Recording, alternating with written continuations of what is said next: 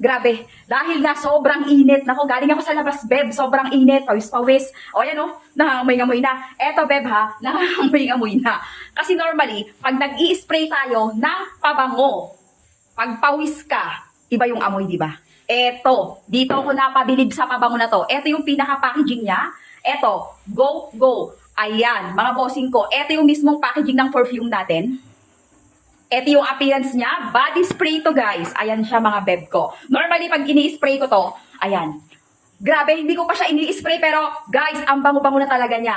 Kahit napawis ka, minsan kasi nakakatakot mag-spray ng pabango pag pawis ka, but for this time, grabe naman itong pabango na to. Walang takot kahit pawis ka, beb ko. Eto, labs, ha? Ay, naku, sobrang bango talaga nito, grabe. Para ka nag-shower, fresh ka na uli. Kasi nga nakapag-spray ka na. Kahit dumikit siya sa pawis mo, hindi siya mabaho. Mabango pa rin siya. Lalong bumabango pag napapawisan ka. Naku, bango talaga. Maglalagay ako ng link sa baba. May pambabae, may panglalaki itong brand na to. Double check nyo na lang mga beb, pero highly recommended talaga to. And take note, 24/7 yung scent niya. Sobra, 24/7 yung scent nito. Minsan lang ako mag-promote ng mga perfume.